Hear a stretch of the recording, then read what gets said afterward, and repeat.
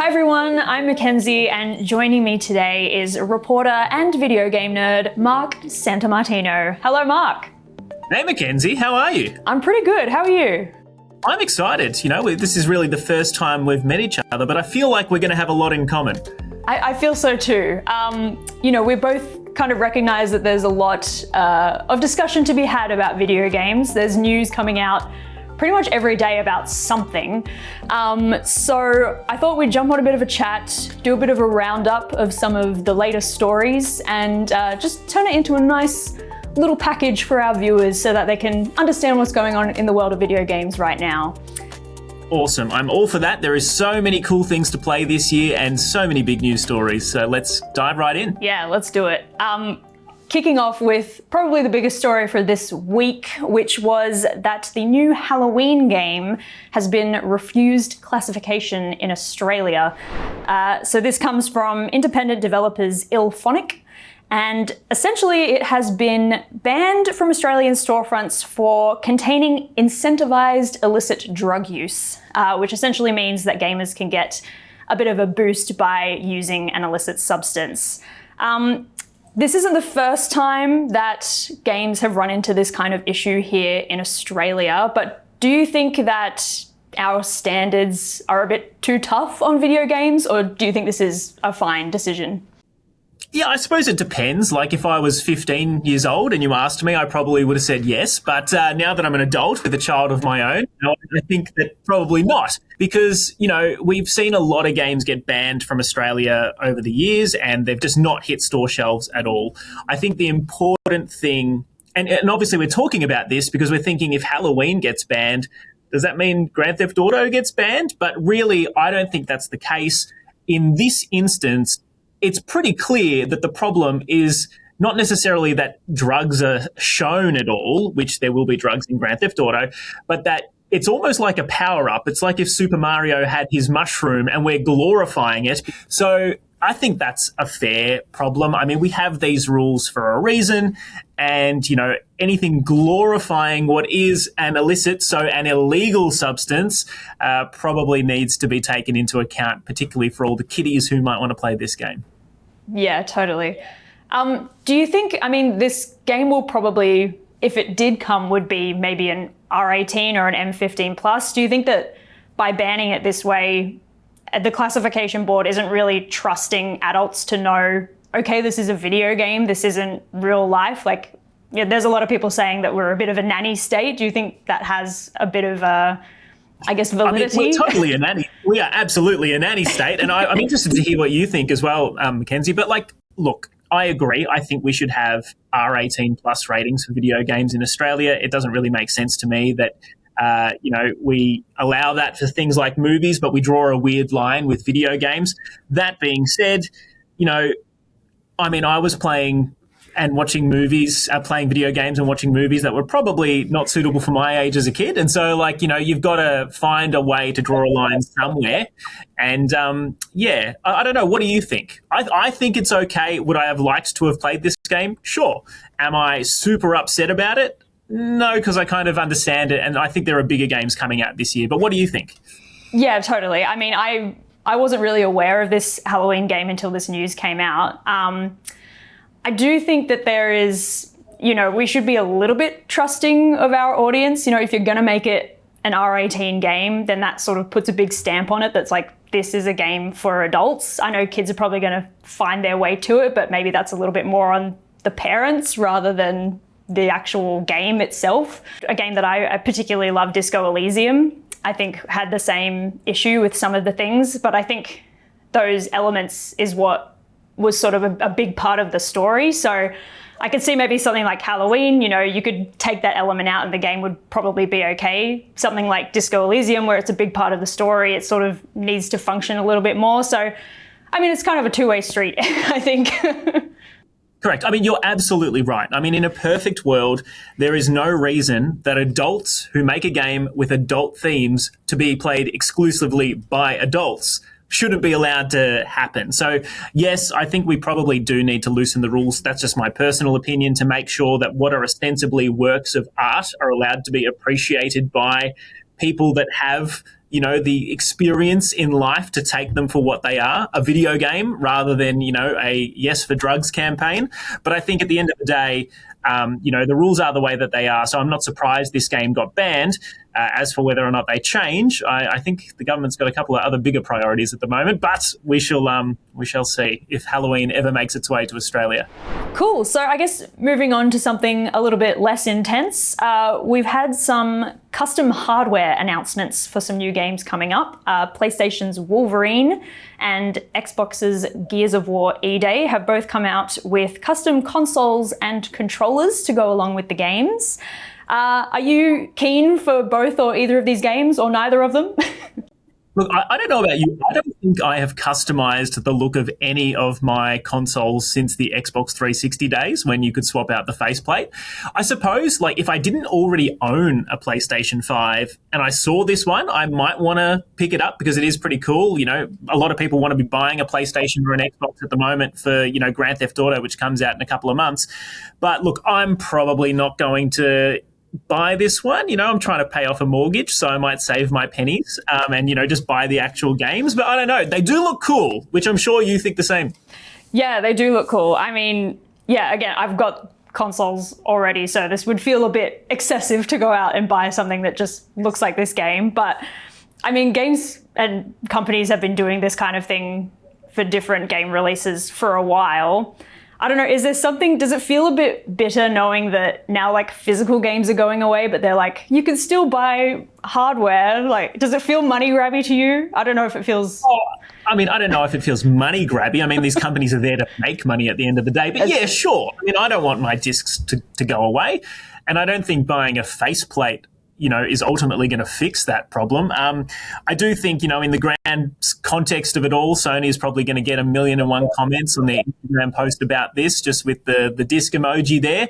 And, there'll be 1,000,001 supportive comments on Xbox's post saying, please keep the discs, because everyone's so desperate to make sure that they make a different decision going into the next gen.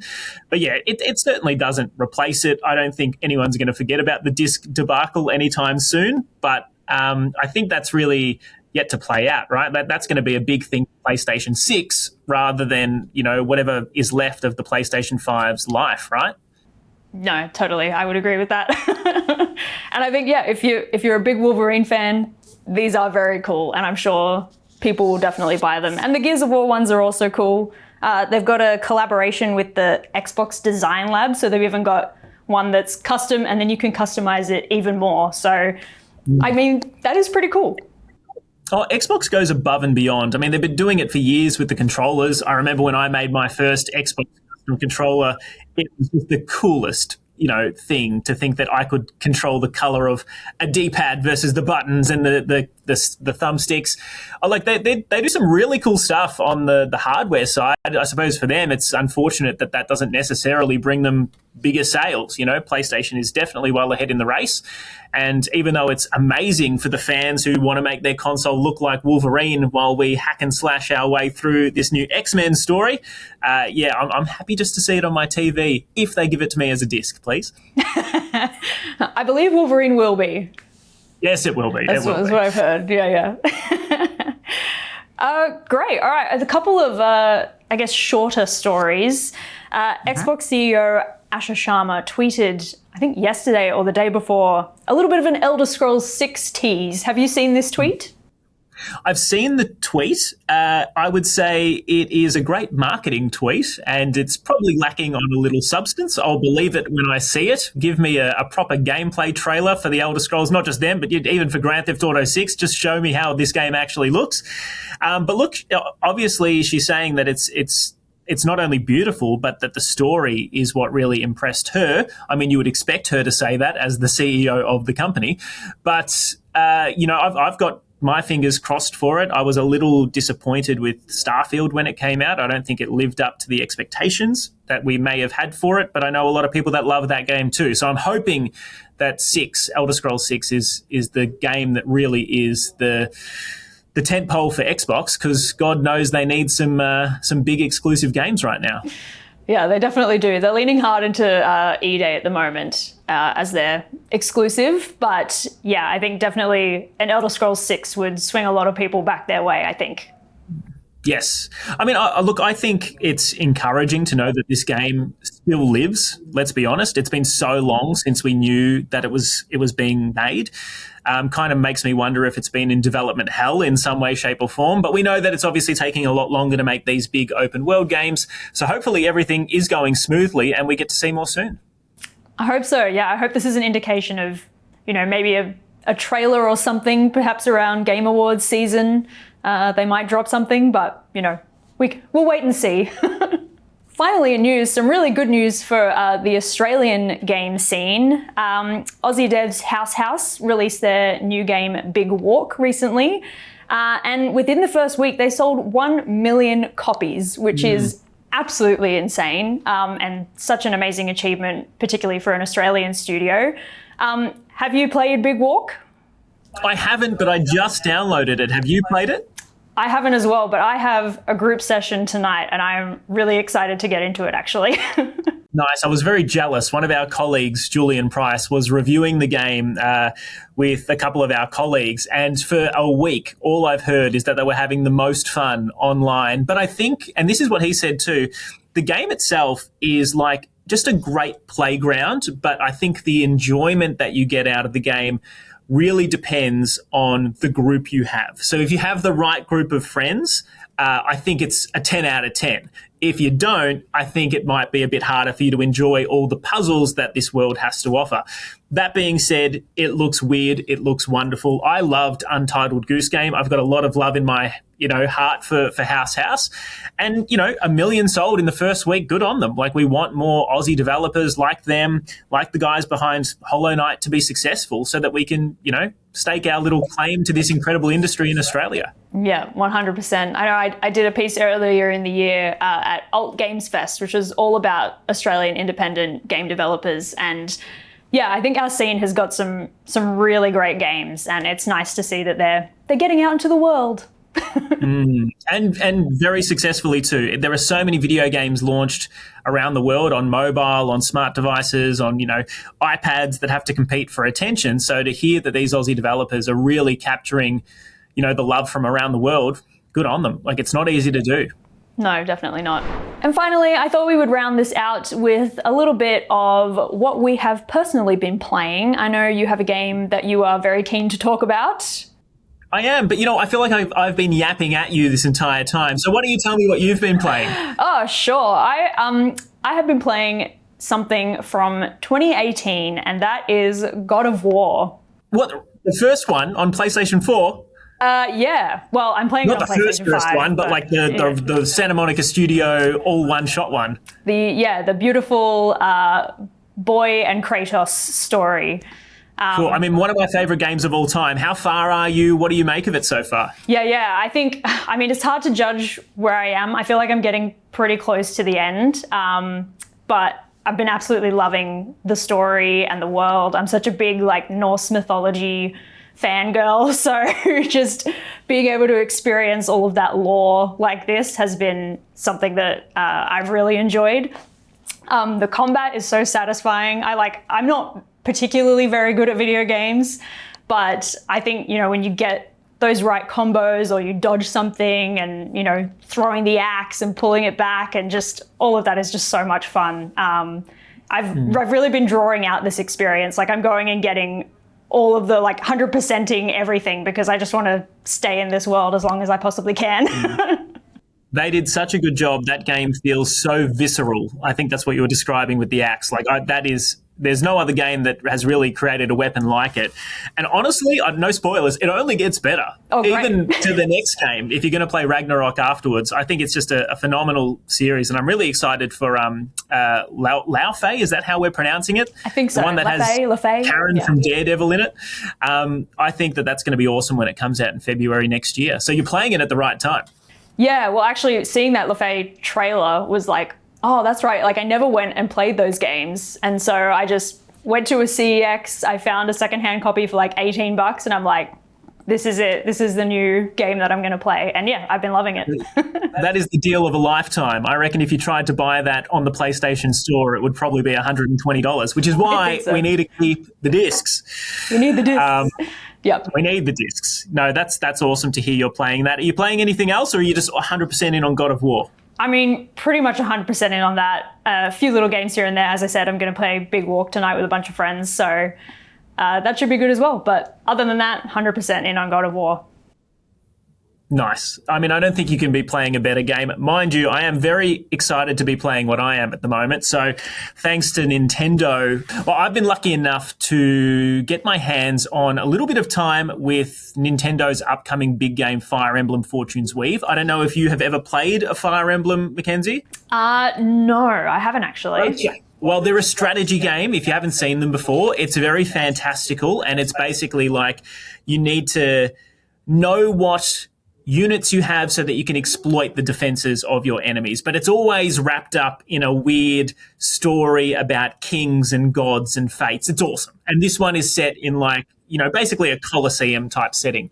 And I mean, I'm happy to report, I've only been able to play the first couple of hours of the game, that the combat is better than ever. It looks better than ever. Yes, Fire Emblem's not known for having incredible visuals in terms of its world, and there are still a fair few muddy textures around. But in terms of what I wanted out of this game, I think this is one of the best Fire Emblem games I've played so far. Again, long way to go. The only advice I would give people is be careful which character you choose. So in old Fire Emblem games, you had a number of characters that you could pick from, and each one of them basically had a different story to tell. This time around, there are 4 characters to choose from, but really only one story. And so I've jumped between a couple of the heroes that you can choose, and the second hero I chose, again, no spoilers, clearly has more connections to the main storyline, at least early in the game. And so I felt like my appreciation for this game and the world, and even just my understanding of who, was so much clearer when I played as that second hero rather than the first, who is awesome. I absolutely adore her, but definitely a bit of a weird way to tell a story that I'm still getting used to. Otherwise, combat's awesome, which everyone should be happy to hear. And it seems like it's going to be a monster of a game. Again, I've probably pumped in 15, 20 hours, and I feel like I'm barely scratching the surface, which is an insane thing to say as a new dad who doesn't really have much time. But we will make it work for Fire Emblem when it comes out in September. Yeah, well, September's not that far away. No, I mean, I'm so excited. It's going to be a huge month too. Like, so many games have gotten out of the way of GTA. So to know that that is coming, to know that Star Wars Zero Company is also, out now, if not coming in a couple of weeks, as well as, the new Wolverine game. There is so much to play if you're a video game fan right now, except for Halloween in Australia. So don't worry. No Halloween. But yeah, there are always so many games. Go play Big Walk. Go play God of War again. Well, thanks for joining me, Mark, and we'll catch up again soon on all of the rest of the video game news that is probably going to come out in the next week. My pleasure. Thanks for having me.